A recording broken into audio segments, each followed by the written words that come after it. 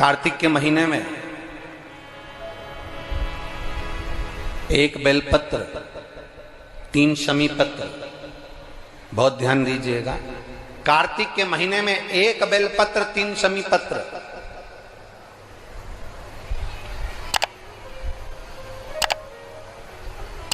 कार्तिक के महीने की दोनों अष्टमी में से किसी भी अष्टमी पर,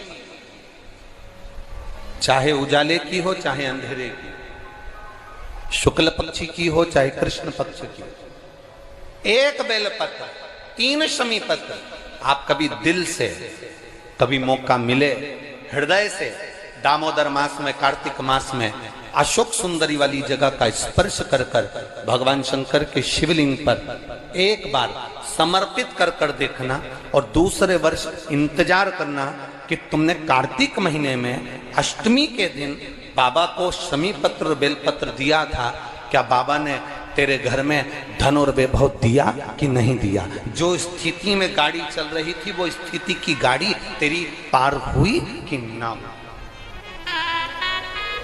कितने बेलपत्र? बोलो बोलो, जम के बोलो जरा। एक। कितना शमी पत्र?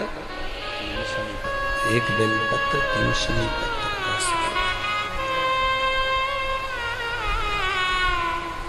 कभी स्मरण में लाइएगा।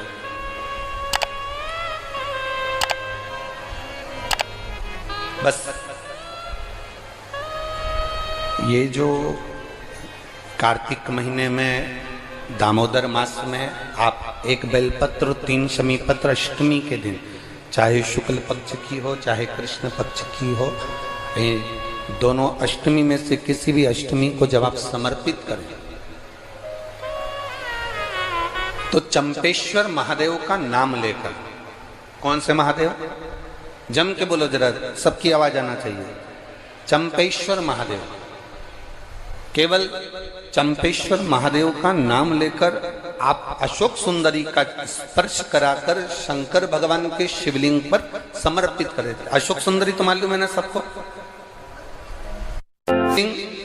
ये जलाधारी, ये बीच में से जो 2 लाइन गई, गणेश कार्तिकेय, और बीच में एक लाइन जाती है मोटी सी शिवलिंग के सम्मुख में, उसको अशोक सुंदरी का स्थान कहा गया। शंकर भगवान के ऊपर जो जल की जलाधारी लगती है, जिसमें से बूंद बूंद पानी गिरता है, वो भगवान शंकर की 5 बेटियां हैं जो ऊपर कलश के रूप में रखी रहती हैं, जिसमें से बूंद बूंद जल नीचे गिरता है। जया, विषहरा, शामली बारी, दौतली, देव, शिव जी की 5 बेटियां।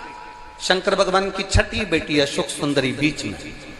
जब आप बेलपत्र 1, शमी पत्र 3, चंपेश्वर महादेव का नाम लेकर अशोक सुंदरी का स्पर्श कराकर भगवान शंकर को जब आप समर्पित करेंगे इस कार्तिक महीने में, दामोदर मास में, अष्टमी तिथि के दिन, चाहे वो शुक्ल पक्ष की हो चाहे वो कृष्ण पक्ष की हो, अष्टमी तिथि को अगर समर्पित करते हैं तो आप वर्ष भर में इंतजार कर कर जरूर बताना कि तुम साल भर पहले जितना कमाते थे, वर्ष भर पहले तुम जो व्यापार व्यवसाय कर रहे थे, साल भर से जो नौकरी के लिए प्रयास कर रहे थे, उसमें सफलता आपको अगले वर्ष की दामोदर मास आने से पहले मिली कि नहीं मिली, कोई स्मरण आपके भीतर होना चाहिए।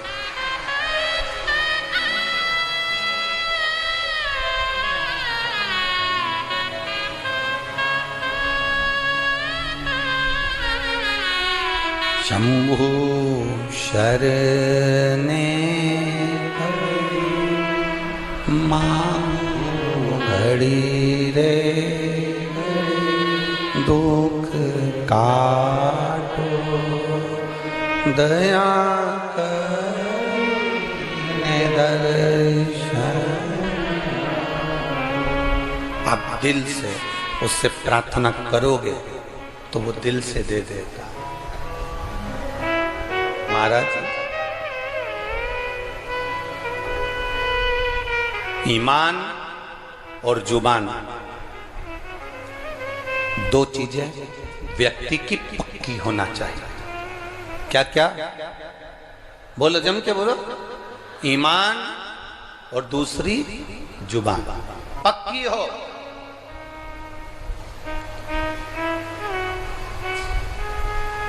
आप दिल से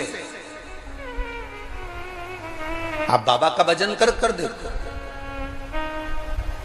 आप दिल से बाबा का स्मरण कर कर देखो। एक पत्र आया है,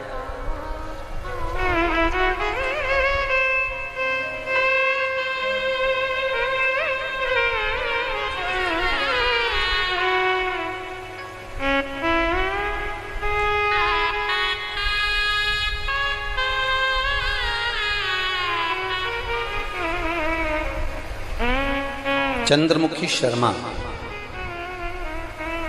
पता है राया मथुरा, कहीं बैठी हैं,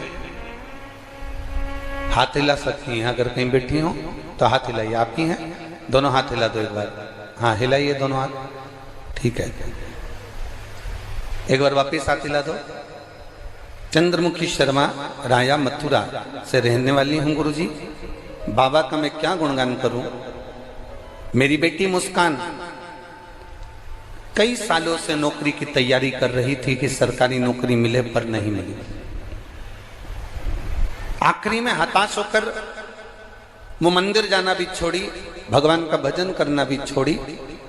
तब एक बार टीवी पर हमने कथा सुनी और कथा सुनकर हमारी बेटी से कहा कि देख, वो महाराज सियोर वाला कहता है कि शिव जी को एक लोटा जल चढ़ाना चाहिए। मां, हम ब्रज की रज में रहते हैं, ठाकुर जी का भजन करते हैं,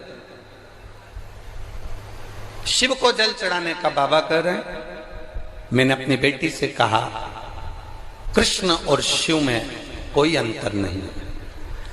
कृष्ण जब तक नहीं मिलते जब तक शंकर की भक्ति ना हो, और शंकर जब तक नहीं मिलते जब तक कृष्ण की भक्ति ना हो। ये दोनों का मिलना सरल नहीं है। मैंने कहा, जब टीवी पर बाबा कह रहे हैं, सियोर वाला महाराज कह रहे हैं कि एक लोटा जल सारी समस्या का हल, तो जड़ा चढ़ाने में जाता क्या है। माँ 7 वर्ष से नौकरी की तैयारी कर रही हूं पर नहीं मिली, तो मुझे नहीं लगता कि मिलेगी, पर तुम कहती हो तो मैं शंकर जी को जल चढ़ाना प्रारंभ करती हूँ। शिव जी को जल चढ़ाना चालू करा मेरी बेटी मुस्कान शर्मा ने। और बाबा का मैं क्या वर्णन करूं गुरुदेव।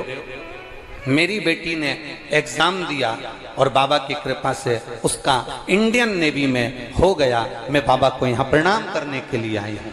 ये शिव तत्व है भक्ति, ओ घड़ी है शंभु। बैठिए बहन, हर हर महादेव।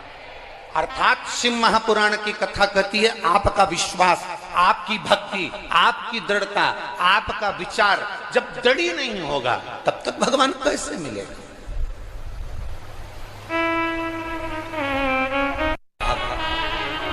दड़ी बनकर बैठोगे, भगवान शंकर की आराधना दड़ी बनकर करोगे, ईमान और जुबान पक्की रखकर आप शिव की अगर आराधना करोगे, तो अगर कथा मिल सकती है तो क्या मेरा महादेव नहीं मिल सकता?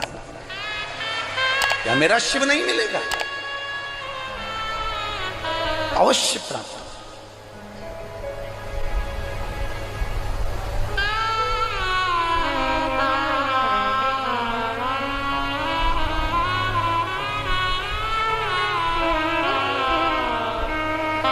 ब्रज की रज में लोग आते हैं तो पेड़ों में कान लगाकर सुनते हैं राधा का नाम मिल रहा है। ब्रज की रज में लोग आते हैं तो वृक्षों के कान लगाकर सुनते हैं कि बंसी की धुन मिल रही है। हम कहते हैं इतने खो जाओ परमात्मा में।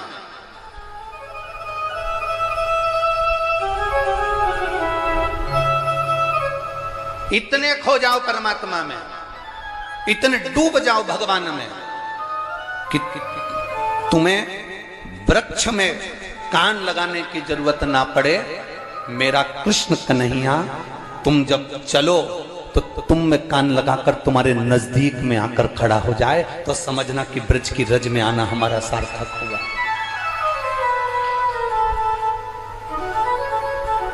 हमारा ब्रज की रज में आना सार्थक हुआ, तब समझिए आप।